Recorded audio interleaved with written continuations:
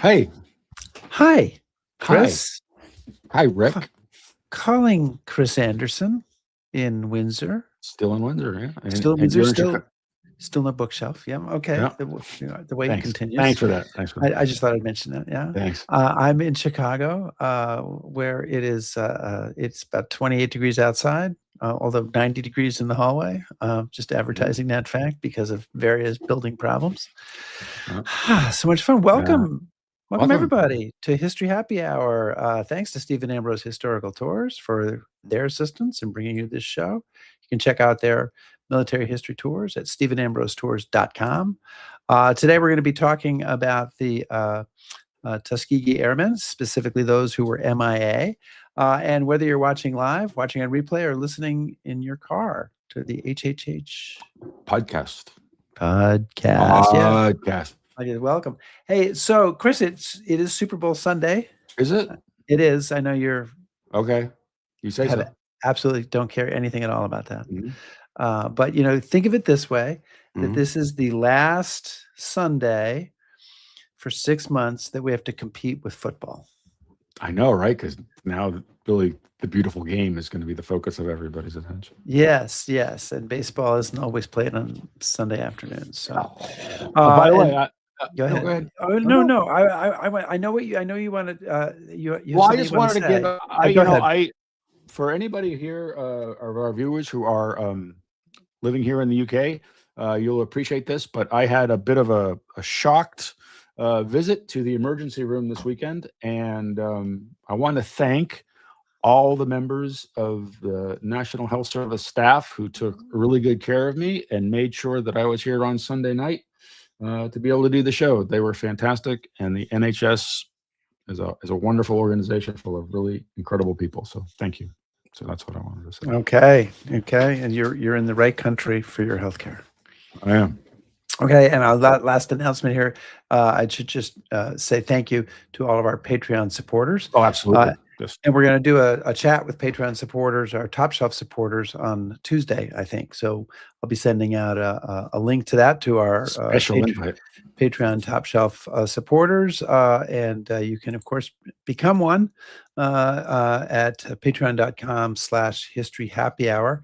And I should mention, Jane Byers is trying to join as a Top Shelf person, and she's going to end up sending us a check. And she said, "Oh, I don't care about my name being up there and mentioning me, but I like to mention everybody who supports Absolutely. us."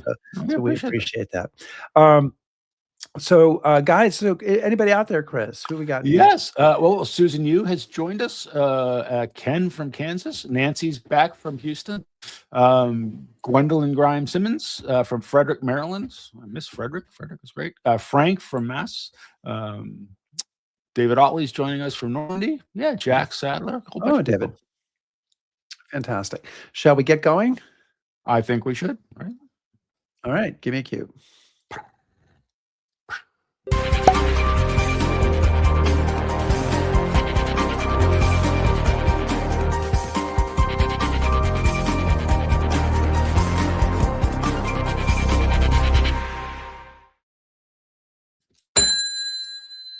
The bar is open. Yeah, it is. So listen, during World War II, 27 Tuskegee Airmen were reported missing in combat, and the remains of most were never found.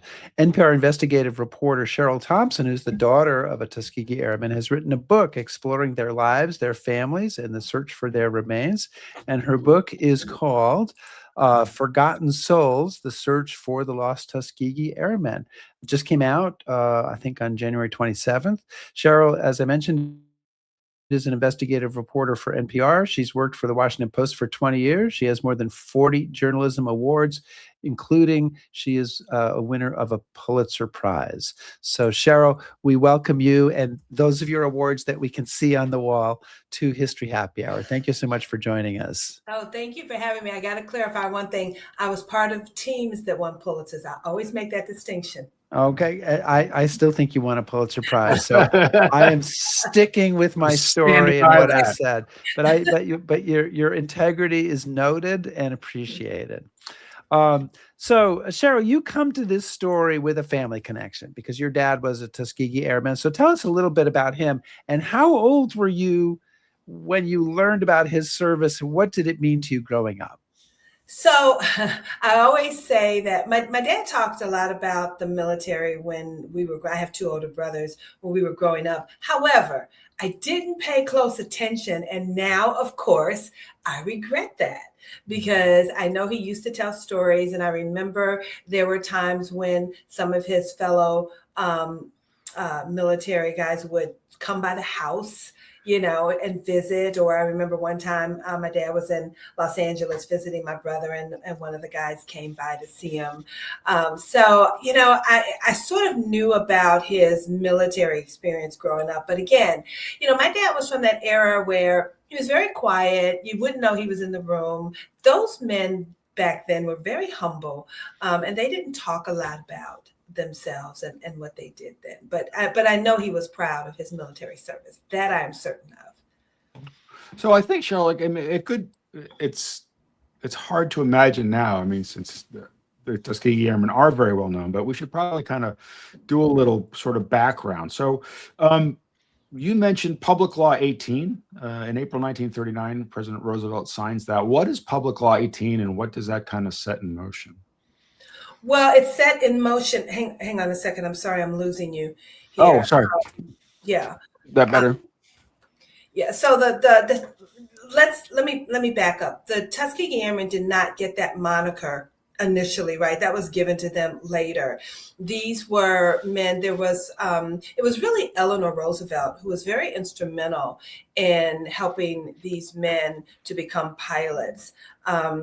She had gone and she wanted to fly with them because they were like, oh, these men can't fly. And she got into the cockpit with one of them and they took her out. And you can imagine that her security detail was just, they were livid, like, oh my God, she's going out with these black pilots. And she came back and she said, you know what, these guys really can fly. And so she was very instrumental in making sure that these men got their wings. And also the black press was instrumental. The Pittsburgh Black Press and the NAACP and the National Urban League, they were all very instrumental in this because this was a military that was very segregated and didn't want these men as pilots. They didn't think they were smart enough. They didn't think they were good enough. They didn't think they could really adapt and to learn how to fly these planes. And in fact, they were good at what they did. Yeah. How did they recruit pilots for this unit? I mean, how did that word get out? Was it done through black colleges, or was there some other route for the recruiting? Yes, the black colleges, I believe there were 7 of them, and they went through them to say, hey, we've got this program, we've got this pilot, literally like a pilot program, but a pilot program, and they recruited them that way. And other times they were, these men, everybody knew there was a war going on. And so, some of them were drafted and some of them, most of them enlisted, and they had a chance. They learned about the program and they had a chance to be a part of it. And so they jumped at it. It was a great opportunity. It was something they never thought they could do growing up, and these men came from all over the country. It wasn't like they just came from the South. They were from California and Iowa and Texas. And so that's how they learned about it, through their universities and also through word of mouth and through the black press advertising it. Mm-hmm. Hey, Cheryl, you had mentioned already that, they got the moniker Tuskegee Airmen later. So could you tell us about how they wound up at Tuskegee? And it was a pretty unique setup. Well, it was. They were searching for a place to train these men, right? And one of the places they considered was actually Chicago and right outside Chicago. But there was because as Rick and I both, we've got that Chicago connection. That's exactly right. Yeah, go ahead. But there was, Chicago has this little thing called politics. And it was very political. And they were like, okay, like, we got enough issues. Do we really need to have a political place? So they were looking for a place that was sort of less volatile maybe than outside of Chicago. And so they settled on Alabama, even though, it was the Jim Crow South, there were issues there. They still thought that it would be it would be less volatile to have it in the South. And the weather was better, at least that was their story, that the weather was better in the South. And so it was more conducive to flying than, setting up shop in Chicago or the suburbs of Chicago. I really hadn't thought about this before reading your book, but it is sort of a weird decision, right? I mean, if you're going to assemble all these black pilot candidates to say, hey, and let's do this in one of the most racist, segregated parts of the country. Oh, that's a good idea. I mean, do you have any thoughts on that? Or was it just, hey, it's a war and we're moving fast and these things just happen? Well, I think it was well, in terms of, I think they thought it was well thought out, right? It's like, which is the lesser of the evils, Chicago, where there are issues, or the South, where there are issues, but we can deal with the race. And so they settled on Tuskegee. Yeah. Well, one of the other things, again, that struck me about the Tuskegee situation was that because of segregation and the racism, unlike most military bases, all the people that would serve in the airmen, they're there at Tuskegee. I mean, it's like a totally sort of contained community, not just the pilots training, right? I mean, you talked about African-American nurses and ground crew, and it's all kind of happening there. So I was kind of curious. My impression was that then that would lead to much greater unit cohesion and sort of unit integrity. And what do you think the impact of all of these guys, not just the pilots, being together there had on the unit going forward? Oh, I think so. So that Tuskegee Army Airfield, right, which was built in the very early 40s, was. Let me back up. Tuskegee was not a welcoming place for these men, or any of the blacks who came there, right? Tuskegee was not. It was Alabama. Yep. It was not welcoming, and so they decided to build this Tuskegee Army Airfield, and it was basically their home away from home. Everything, they had everything on that base. It was 1,700 acres of, a hospital, a PX, the dormitories. They had an entertainment complex. They had all these things so that they wouldn't have to go into town, because they were not welcome in town. Even though there was a huge black population back then in Tuskegee, they still were not wanted there. And so that Army Airfield became that was their home. Yeah. And so what made you, in approaching this topic, so you have a family connection, what made you decide to focus on the missing? Because that's a very specific slice of the story. So what drew you to that? Well, I will tell you, I was still at the Washington Post at the time. This was 2018. And one of my colleagues had done this story, this amazing story on the remains of someone that the government thought may have been a Tuskegee Airman, a missing Tuskegee Airman from, 70 plus years ago. And so the story, rightfully so, ran on the front page of the Post. And it was such an intriguing story of, after all of this time, all of these decades, they found the remains of somebody who might have been one of these black pilots. And so when I talked to my colleague about it, I asked him, Michael Wayne is his name, and I asked him, I said, do you think there are others? And he knew somewhere along the way, or I told him somewhere along the way, that my dad was a Tuskegee Airman. And I said to him, do you think there are others? And he says, oh yeah, there are absolutely others. And I said, well, that's your book. And he said, no, Cheryl, this is your book. And I thought, wow, okay. And it still took me a few years, because, I can write a news story. I can do an investigative piece. I can write a magazine story, but 70,000 words, it was a little, intimidating, even for somebody like me, who, I'm not afraid of a whole lot, but that frightened me. And so I thought about it and thought about it and thought about it and talked to people. And then I decided, okay, you know what? I'm going to do it. And that's how it came about. But I wasn't quite sure how I was going to do it. But it was intriguing because it was those 27, well, now 26 at that time, because they had identified the remains of the one pilot, Captain Dixon. And I thought, well, what, because there's so much that's been written about the Tuskegee Airmen. And I should add too, Tuskegee Airmen were more than pilots, right? There were 14,000 of them. They were women, they were medics, they were, my dad ended up as a medic because he had trouble landing the planes. And they were the mechanics, and they were support staff, and they were all of these people. And so I think sometimes people think Tuskegee Airmen were just the pilots. No, they were in fact more than that. And so I all of these things have been written about them over the years, and I thought, well, what hasn't been written about them? And it was these missing men. And so I thought, well, maybe I could track down these families, and they could tell me their stories and what their lives have been like.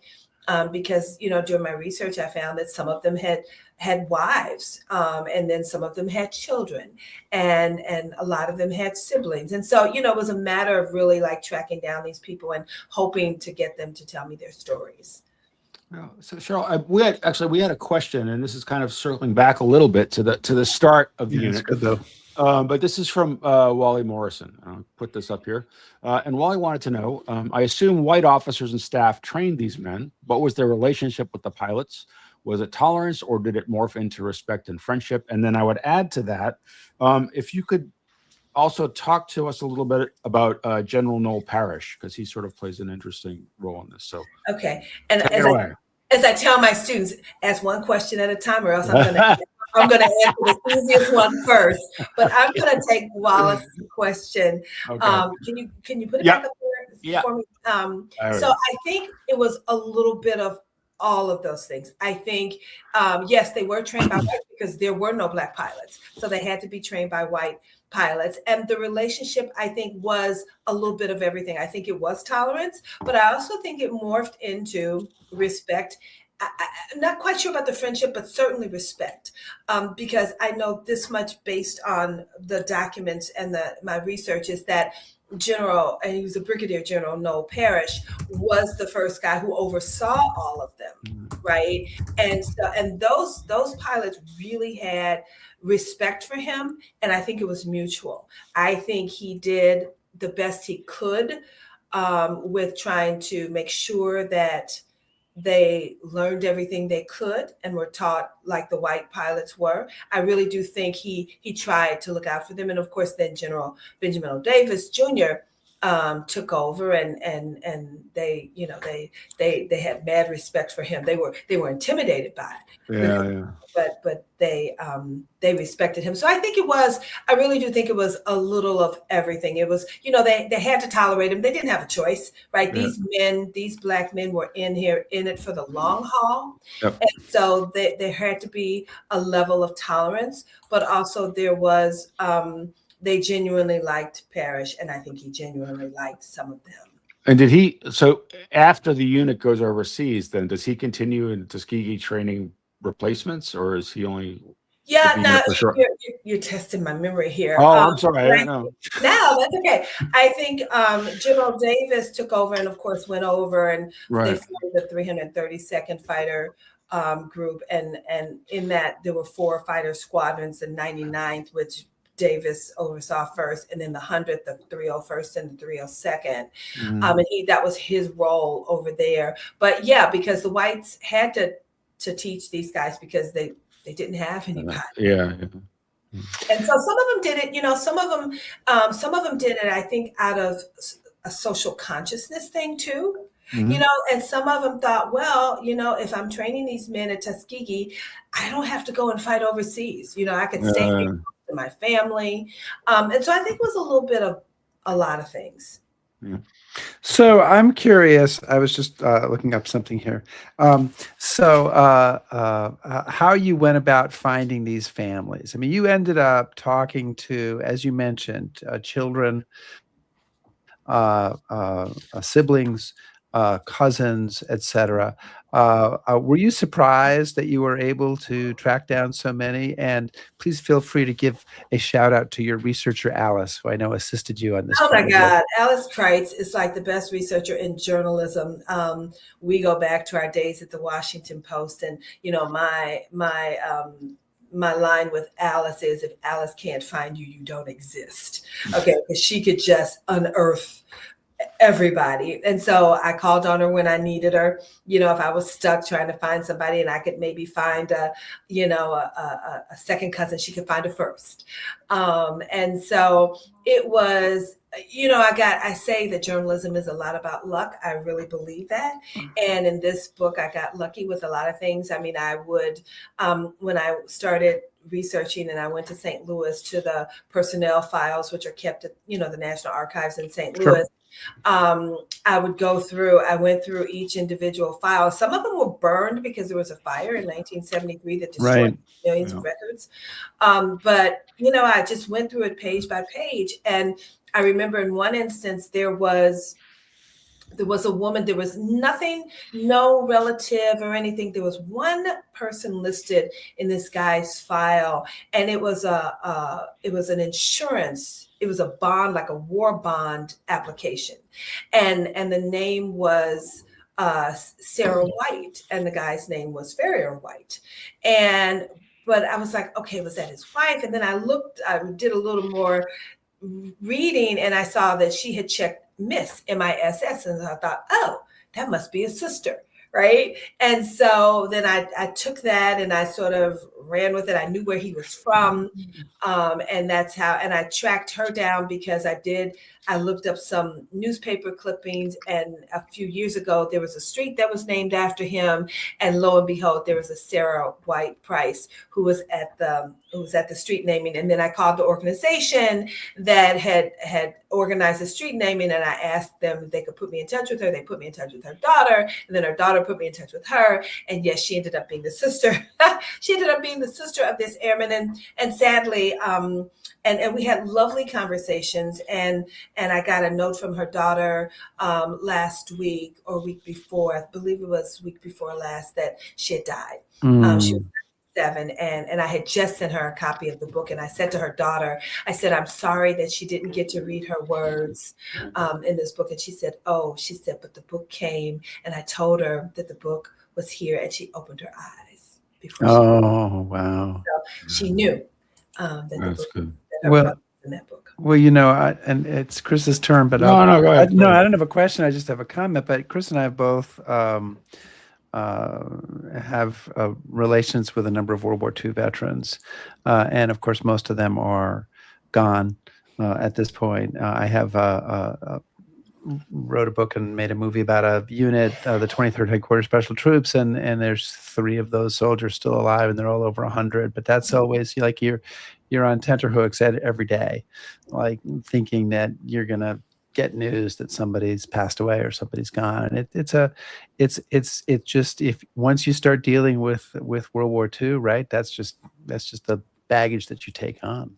Yeah, it's different than when you're doing a story. You go, okay, I can, call this person next week or something. But with this, it was like every moment, as far as I was concerned, mattered, particularly with the living pilots, because they were all approaching 100. General McGee was 101 by the time I met with him at his home. And, I just knew that I needed to do this. And you're doing a great job with the light there, by the way. Okay. Thank you. I know Cheryl's got a weird lighting situation, but she's coping very well. So, all right. So Cheryl, Cheryl, cuts off, the light cuts off. So just flap your arms. That worked for me once. So why don't you tell us now? So we've talked about Tuskegee. Talk a little bit about when the unit's going overseas, who's landing them, where are they flying from? What are they getting up to?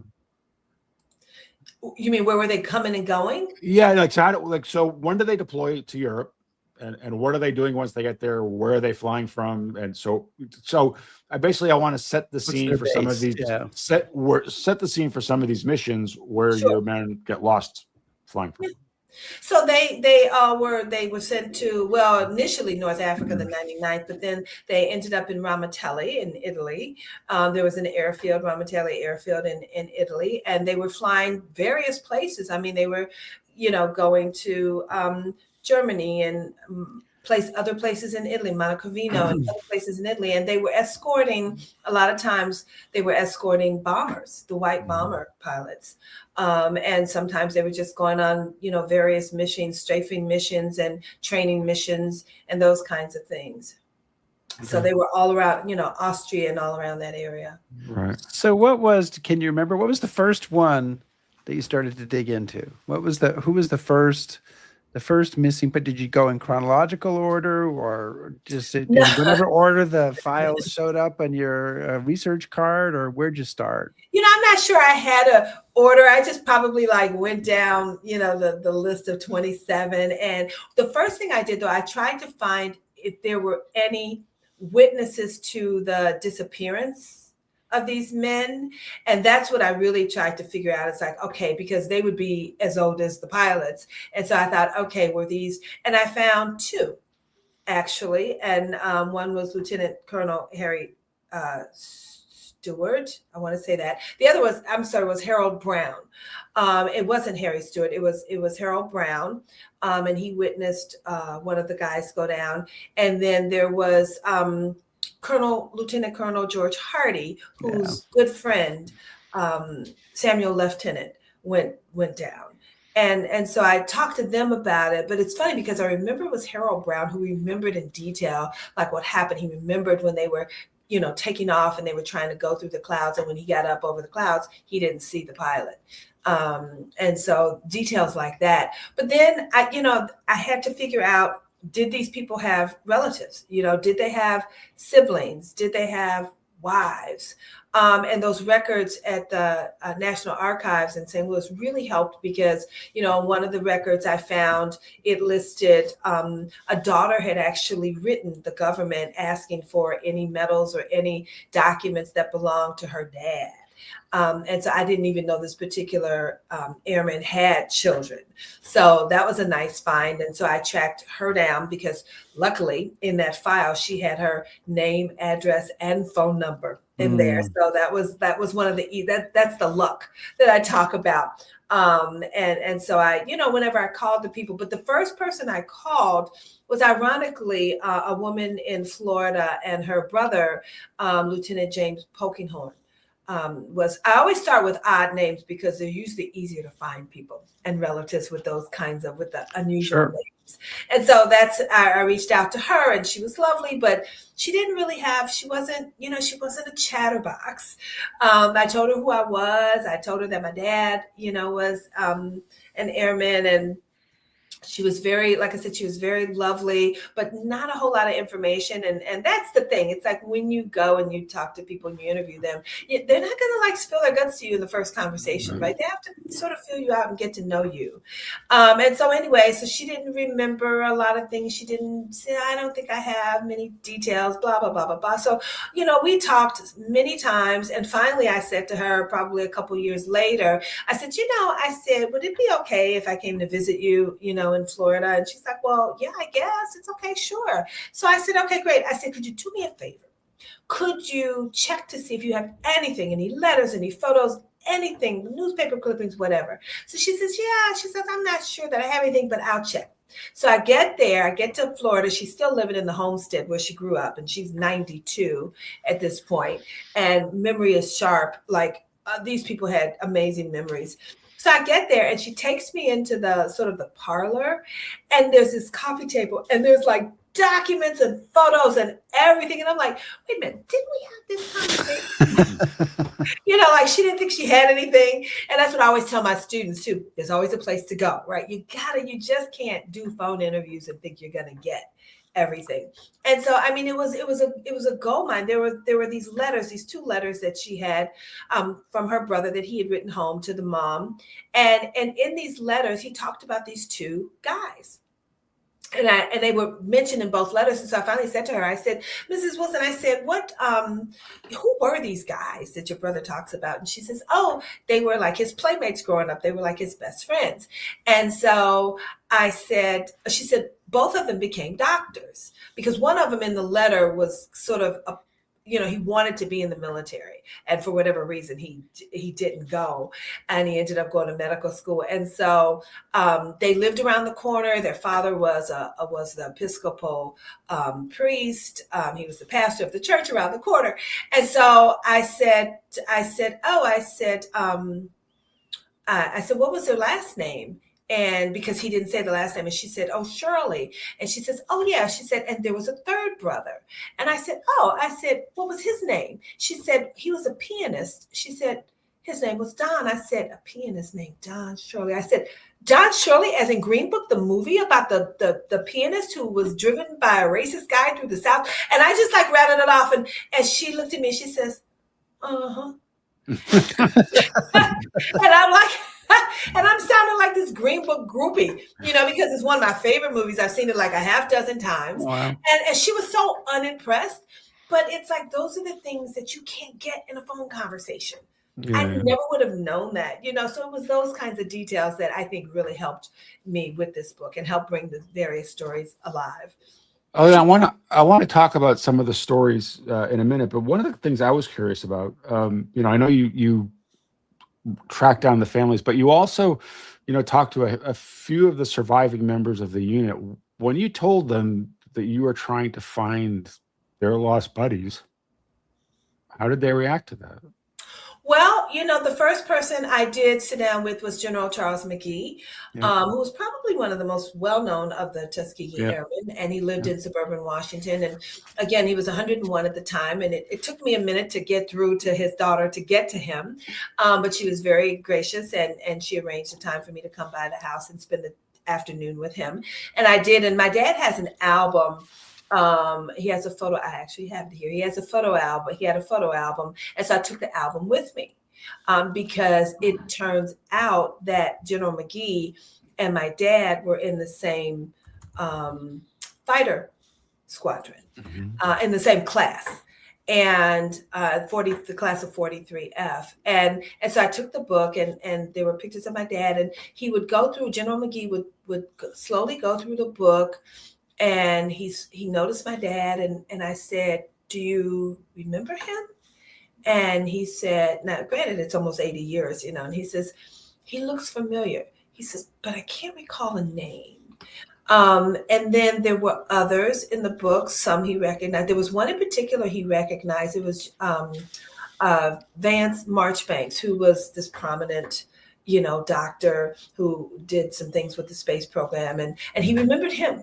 Yeah. And there were other guys. He says, I can't remember the name, but he looks familiar. So, at 101, I mean, the fact that he would remember as much as he did was totally impressive to me.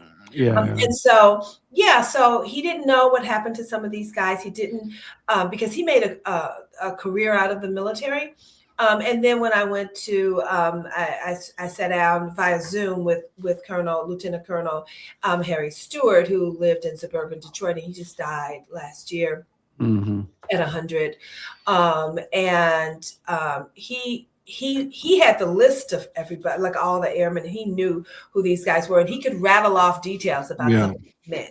They remember. I mean, it's it's hard not to, because you have to remember there were 355 of them who went over there, the pilots who went over to Europe, and that's all they have is each other. So they're going to be as close knit as you can be, because but I was curious, like, did they say, oh, you're not going to be able to do it, or did they encourage you? Did they tell you, we've been trying, we couldn't find them? I mean, kind of what was? No, and it wasn't their role to find them, because they weren't on the, the people who went looking, the airmen who went looking for their brethren, were the ones who were on missions with them. Yeah. Right? Like if they disappeared and didn't come back, some of them, I remember in one instance, there was a guy who went back and then he ran low on fuel. So he had to get back to the base. It wasn't like the General McGee's, unless he happened to be on a mission with someone. The people who were who were charged with finding them was the military, Yeah. right? Was the government. And that, that's a good question for them. It's like, why didn't you look for these men in a timely manner? In some instances, it was enemy territory where they might have gone down, and so it's dangerous. I get that. But then, sometimes it took them years, after the war ended, maybe, in 1950, 1951 or something, they would go back, and not sure what they were hoping to find, but clearly they were hoping to find the remains. And then at some point, I don't know what happened, because the families I talked to, and there were many, said they haven't heard from the government in decades. Well, Rick, if you don't mind, go ahead. That was something. I mean, obviously, the broad outline of the Tuskegee story has kind of become popular history, right? So that's inspiring. That's not, everybody likes that story, but one of the things that really struck me in reading the book was most of the families that you interviewed, I don't know all of them, but most of them, they would say they never looked for him, or I never heard from anybody, or so that, or Virginia, who the daughter of Lieutenant Henry Prowl, who said, I think they would have spent more time looking for him had he been white. Right. So do you think is that a fair criticism of what the military did when these men went missing, or is this kind of the family's grief talking? How do you feel about the efforts to find these guys that were lost? Well, based on the documents I had access to, which were the military records, in some instances it would say at the bottom that we didn't look for them for whatever reason. We just didn't search for them. Do I think it's a fair criticism? Listen, they've had 80 years. And it wasn't until 2011 when a research analyst, Josh Frank, came along, and his job was to find the missing World War II people, not necessarily Tuskegee. Yeah. And he took it upon himself to make it Tuskegee. And, he's this young, white, former military guy who decided, this is important enough where I think this is where I want to focus. And it was he who helped find Captain Dixon, and it was he who helped find Brewer a couple of years ago, right? But now he's, was assigned another job, and so he's not he's not doing what he did. So I don't know if there's anybody. But I will say that the family members too, in some instances said, listen, we submitted our DNA in hopes that we could, they could find some kind of remains or match it or something. And they said, we never heard back. We never heard back from the military. We submitted the DNA. I had a doctorate, a retired anesthesiologist, who is the nephew of one of the pilots. And he said, I submitted my DNA, my cousin submitted DNA, and we never heard back. So he says, I just think it's probably not going to happen in my lifetime. So I think that's a good question for the military, is what is the military doing? You found too, clearly they're not going to find everybody, because I'm sure some of these men are at the bottom of the Mediterranean, and it's virtually impossible, even though technology has changed a lot in 80 years. Right. So, never say never, but the question is, what are they doing now, and why, if they're doing something, why haven't they been in touch with these family members? Because I could find the family members, and if I could find them, and I mean, we're kind of jumping around here, but you had mentioned Josh Frank, and he is the guy who found through his efforts Fred Brewer, and found the other officer, Lawrence Dixon, Captain Dixon, and it seemed like in the manuscript of the book that you were optimistic that they were likely to find some others, and now what's gone on? Josh, have they taken Joshua Frank off that, or did he just have a career change, or what happened there? Well, I mean, you'd have to ask Josh, but I think he had a career change. I mean, I think, something, I don't know. I'm not going to speak for Josh. Sure. But I know he was pretty certain that he was close to finding the airplanes of two others, because I mentioned it in the book. that he was close to it, and then he changed jobs, and now he's on the other side of the country, and he's doing something totally different. But so the question is, who replaced him, and are they looking as hard as Josh did? Because Josh sort of gave he was like really serious about this, right? I mean, every waking moment he was like going over to Italy and connecting the dots and looking at documents and to talk to us about the two people who were found and how that happened, because it is an interesting story. Can you talk to us a little bit about that? Sure. Well, Captain Dixon was found over in Austria, and I want to say it was Austria. Don't get me wrong; it could have been. I know some of this stuff happens on the Austria-Italy border. It's confusing. Yes. Yeah. And I think that's why they didn't find him initially. Is they were looking. They being the military they were looking in the wrong country. Right. They were looking in Italy, and he was not in Italy, which is why they didn't find him. And so it was Josh who put two and two together through maps, through airplane, records that he had access to over there, and to people over there, and that's how he sort of put two and two together. And then he assembled this archaeological team from the University of New Orleans that went over there, and they found the remains. But what was interesting is I, with the help of Josh, found a guy who is Austrian, who was born and raised right down the street, literally from where Captain Dixon's plane crashed. And even though he wasn't born at the time, he had an older brother, and his older brother used to take him when he was a kid to that crash site, and they would dig for airplane parts. And one day they went there, the two of them went there, and they were digging, and they dug up a bone, a human remain, and it scared them so badly they never went back. And so fast forward, the team, after Josh figured out sort of the area, the trees, he said, were still like charred from back then where the plane, went down, and the team went and they dug. And I talked to the guy, one of the students. He was a graduate student. I talked to him a couple of times about it, and he was the one who was digging, and he unearthed a ring. And it was a ring with aquamarine, I think was the stone, and it had an inscription in there, and it was the initials of Captain Dixon, and from his wife, and his birth date, which was, I believe, May 31st. And so, and the guy, his name was Titus. When Titus found it, he just sort of like, oh my God, like, I found this guy. And he just, he was just so, he was nervous. He was in awe. He was just, he had all of these emotions, and he was the one who dug up that ring. And then of course they did the DNA testing, and they did everything they could. And it was a match.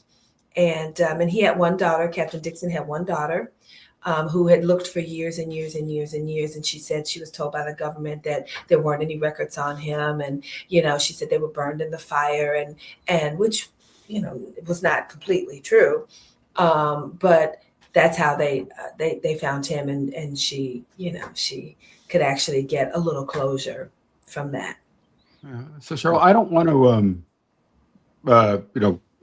give away too much of the book, and I don't want this to sound sort of kind of flippant, but maybe you could just pick one or two of the others that haven't been found, tell us their story, and at least some sort of memorial. Right? Oh gosh, We'll pick one. Well, maybe which was my favorites. Well, I think I will say I think that Lieutenant Prowell, Virginia's, her name is Virginia Prowell Ferris. Her dad was an interesting guy because he was a test pilot, she said, and he he loved flying, and he was a college graduate. He came out of Knoxville College in Tennessee, and he was the only one, to my knowledge, who had 3 children. He had a wife and 3 children, and Virginia was the oldest, and she was 3 at the time. So she remembers a lot about her dad and the time that they spent together.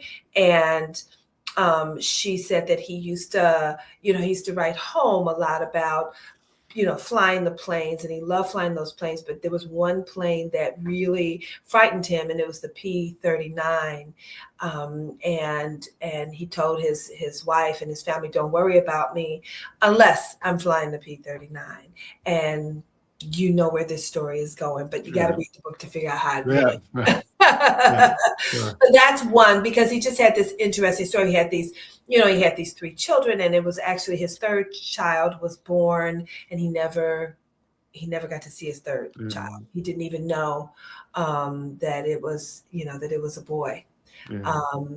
So the letters between he and his wife crossed in the mail, and so they just didn't come in time. So that's one story.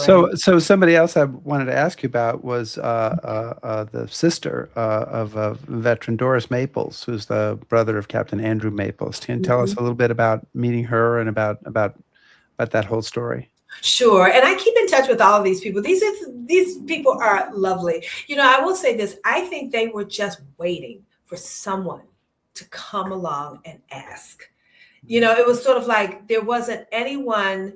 There was one person I reached out to, and he just didn't respond. And he was the one son of an airman, but I couldn't get him. I sent him a letter. I did everything, and he just didn't want to be bothered. But Mrs. Maples, and it's Walker, Mrs. Walker, she was 4. There she is. She was 4 years old. She lives in the DC area, actually. And she was 4 years old when her brother went missing. She clearly was the youngest in the family. And they grew up in Southern Virginia. And everybody in that family was in the military. There were a ton of siblings, and they all, even the daughters, either married somebody in the military or were in the military. I believe they married. And her brother went off, and, he went on a mission, and he never came back, and the parents never.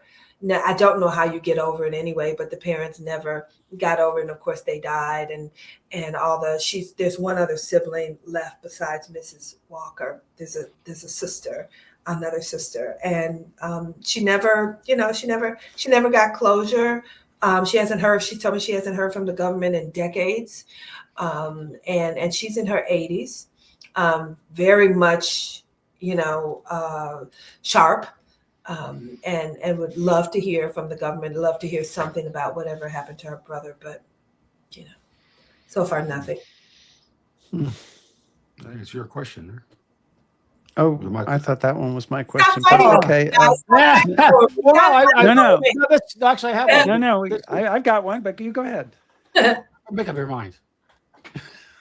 So, Cheryl, you kind of touched on this too, but one of the other sort of subplots of the book, and the one that I was really moved by, are these families. So, could you maybe touch on the impact of this loss on these families, and a lot of them, they're married, they're very young, they have infant children, and these mothers and these families are having to kind of continue on. So, it's a big question, but how does this loss and the manner of the loss affect these families kind of going forward? Well, I think the biggest loss is they never got closure. There's one sister. It was Lieutenant Samuel Lieutenant out of New York, and I remember visiting with his siblings. His sister she died last year. She was 104. She was actually the first Black Army nurse after President Truman desegregated the military. I actually did an obituary on her for NPR, but I remember spending time with her and her sister, her younger sister, who was like in her 90s. And the sister told me, she said, and the sister never married. And she still lives in the family homestead. And she said, when she and her sisters they would tour Europe together, because they were, the sisters a couple of them were nurses, and they were based over in Europe, and they would tool around. And anytime they saw like a Black man who was the age of their brother, they would look and say, "Are you my brother? Are you my brother?" I mean, they never gave up hope that they would find him. And the sister, the remaining, the sole sister of it, there were 12 or 13 of them, said to me, she said, I kept the phone number the same in case he showed up and needed to Mm, call home. He would have, and I thought, oh my God, like how, it just yeah. like it touched me. And she said she had to change like the first three numbers or something when the area code or something changed for New York. But other than that, she kept the numbers the same because she wanted him to be able to find his family if miraculously he showed up. Wow. And there's a great mystery surrounding his remains, Lieutenant. I was fascinated by that. Can you give us a brief description of that? Because I read it twice. I still didn't like quite understand what was going I on read there. it. I know. I read it more than twice and still was like struggling with it. But apparently, they found remains they believed were his, and somehow either the paperwork got screwed up, the bodies got screwed up, and so they found remains, but they buried them somewhere where unless you are certain that person is in that coffin, you can't unearth them. So the Mm, question now remains, will they ever be able? He's there. They've found his remains, but the question is, where is he buried and how can you prove it? And so I know that was frustrating for Josh too, because he's the one who said either the paperwork got screwed up or something. But that, and that's one of the men whose nephew is a retired anesthesiologist who said he gave his DNA. Yeah. So Well,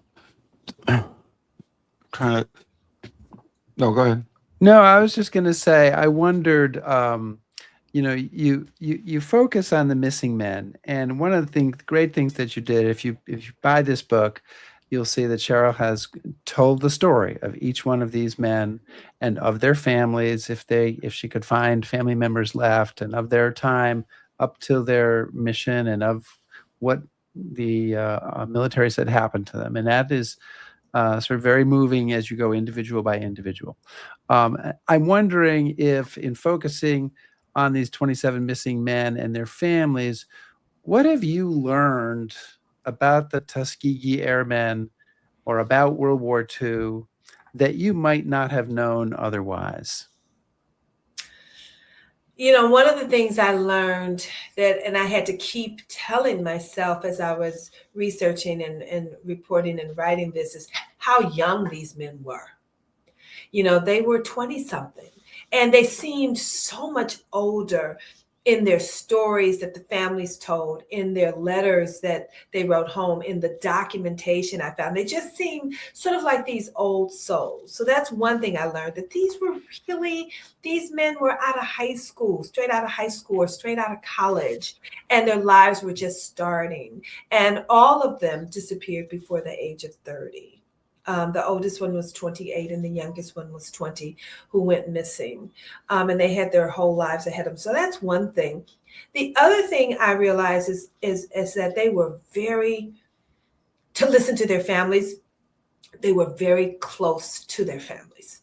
They were close knit families. Everybody I talked to, a lot of these guys came from huge families, by the way, and they had all these siblings, and they had people who cared about them and who just never got closure. And I never think of, like, when you think of somebody who's MIA, it's like, life goes on, right? Not for these families. Yes, life went on for them, but you bring it up again and they'll take you right back to 1943 and 1944 and 1945 about when that call came to the parents and what the parents' reaction was. I mean, they remember it like it was yesterday. It's like the war never ended for them. That's right. That's deep.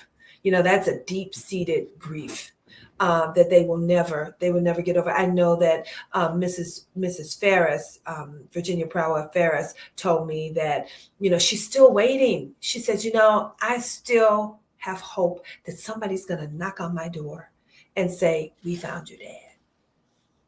Mm. Well, Cheryl, thank you so much for joining us today. on History Happy Cheryl. Hour to talk about your book. And thank you for leaving this monument to the missing 27 airmen of the Tuskegee Airmen. And your book, of course, is Forgotten Souls, The Search for the Lost Tuskegee Airmen. Well, thank you for having me. I appreciate it. Yeah, Cheryl, when you fly over, we'll knock on the castle together. We'll just knock on the door and say, Oh yeah, he lives by so he was telling me he lives by King Charles, and I'm like, Yeah. I want to be there when you go knock on his door. They're like this. They're like this. Yeah. But Cheryl, I hope I think and I think our audience hopes, from when I was looking at the comments, that I hope somebody great replaces Joshua Frank. I hope that they continue efforts to find these guys. The U.S. government has generally has a reputation for really trying to track this down and to kind of stay on it. And I hope that happens in this case. And if it does, for the family's sake. I do. And I hope if it does happen, I hope you let us know about it, and we'll bring you back on to talk about it. I will. And I have a website in case, Oh, please. The website, if you got tips or something, it's CherylWThompson.com. CherylWThompson.com. That's where you can check out the book. You can leave information, ask questions, etc. Again, Cheryl, thank you so much. Thank you guys so much. Bye-bye. Okay. So, Chris, next week, you'll be in Gibraltar. I will. You're not grounded because of your medical issues, right? No, I booked this vacation. I'm going. So you're on vacation on the rock. I'm on and we'll have an encore episode. So continuing our Black History Month theme, we'll replay our interview with Rob Child, who, of course, wrote the book Immortal Valor, Black Medal of Honor recipients of World War II. And so that's some great stories there. And we'll talk to Rob and get all those from him in that encore episode. Right. It leaves you speechless, huh? I'm looking forward to it, and looking forward to going to Gibraltar. And, what does one do in Gibraltar? Well, apparently we're staying at a really great Art Deco hotel with views of the ocean. So I have gin and tonics in the sun, and then plan to go to see the tunnels where Eisenhower had his headquarters. I figured that'd be part of it. Yeah. Okay. And then to go, since you're the Rev War guy, I'm going to go to see the remains of the longest battle of the American Revolution. Right. There you go. A history-orama, and then I'm going to get chased around by monkeys, apparently. Spain plays a big role in the revolution, which is a little underplayed in our histories, but also trying to bring that back with a tour. So, so if I see anything good, I'll let you know. Yeah, because we can always, do 3 or 4 days in the U.S. and then fly to Gibraltar for a day. Yep. That makes perfect sense. Guys, thank you so much for joining us. Please subscribe to us on YouTube, follow us on Facebook, shout at us on Blue Sky, listen to our podcast, back us at patreon.com, and browse historyhappyhour.com. Thanks, everybody. Stay safe.